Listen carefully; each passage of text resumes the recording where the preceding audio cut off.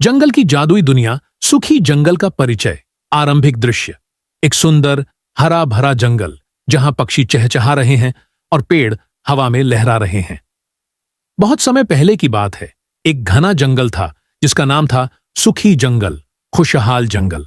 यह अपनी शांति, प्रेम और एकता के लिए प्रसिद्ध था।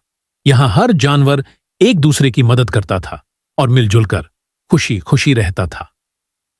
कैमरा जंगल में घूमता है जहां जानवर आनंद से खेलते और साथ रहते दिखते हैं। इस जंगल के बीचों बीच एक विशाल पीपल का पेड़ था जिसे वृक्षराज, पेड़ों का राजा कहा जाता था। इसकी विशाल शाखाओं के नीचे सभी जानवर रोज इकट्ठा होते, कहानियां सुनते और अपनी समस्याओं का हल निकालते थे। कैमरा पेड़ की ओर झूम करता है जहां जानवर इकट्ठा हुए हैं। जंगल के जानवरों का परिचय। अलग अलग जानवर जंगल में खेल रहे हैं और एक दूसरे से बातचीत कर रहे हैं। इस जंगल में कई जानवर रहते थे। जंगल का राजा था सिंहराज। शेर निडर और न्यायप्रिय। शेर पेड़ के नीचे बैठा है। जानवर ध्यान से उसकी बातें सुन रहे हैं।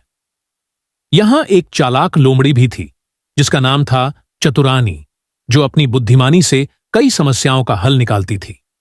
लोमड़ी सोचते हुए दिखाई देती है।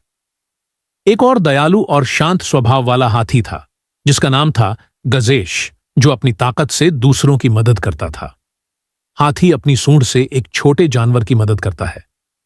फिर था एक नटखट बंदर मक्खनलाल, जो अपनी शरारतों से सबको हंसाता था।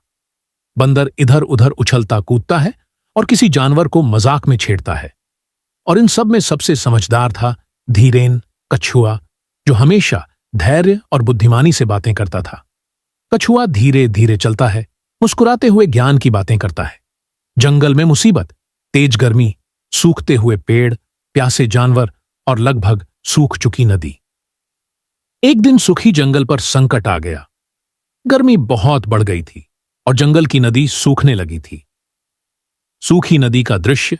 एक प्यासा पक्षी पानी की तलाश में इधर उधर देखता है। पानी की कमी एक बड़ी समस्या बन गई। हिरणों को ताजी घास नहीं मिल रही थी, पक्षियों को पीने का पानी नहीं था और यहां तक कि हाथी भी ठंडे पानी में नहा नहीं पा रहे थे। हाथी एक उथले तालाब में जाता है, लेकिन पानी बहुत कम होता है, जिससे वह निराश दिखता है। वृक्षराज के नीचे सभा। सभी जानवर पीपल के पेड़ के नीचे इकट्ठा होते हैं, चिंतित और परेशान। सिंहराज गंभीर स्वर में, हमें मिलकर इस समस्या का समाधान निकालना होगा। अगर पानी नहीं रहा तो हम सब बड़ी मुश्किल में पड़ जाएंगे। चतुरानी सोचते हुए, हमें जंगल के बुजुर्गों से पूछना चाहिए कि उन्होंने इस तरह की समस्या का सामना कैसे किया था। धीरेन शांत और समझदारी से मुस्कुराते हुए, मेरे दादा ने मुझे बताया था कि जंगल के नीचे कहीं एक गुप्त जलस्रोत छिपा हुआ है, हमें उसे खोजना होगा। सभी जानवर एक दूसरे को उत्साहित नजरों से देखते हैं। पानी की खोज। सभी जानवर मिलकर छिपे हुए जलस्रोत को खोजने के लिए मेहनत करते हैं। उम्मीद और जोश के साथ सभी जानवर पानी की खोज में लग गए। गजेश हाथी अपनी मजबूत सूंड से जमीन खोदने लगा। हाथी जमीन खोदता है, धूल उड़ती है। मक्खनलाल बंदर ऊंचे पेड़ों पर चढ़ गया ताकि दूर दूर तक देख सके, जबकि चिक्की चिड़िया जंगल का नक्शा बनाने के लिए ऊपर से उड़कर जगहों को देख रही थी। बंदर शाखा से झूलकर इशारा करता है। चिड़िया आसमान से जंगल को देखती है। गोलू खरगोश उत्साह से चिल्लाते हुए, मुझे पानी की महक आ रही है।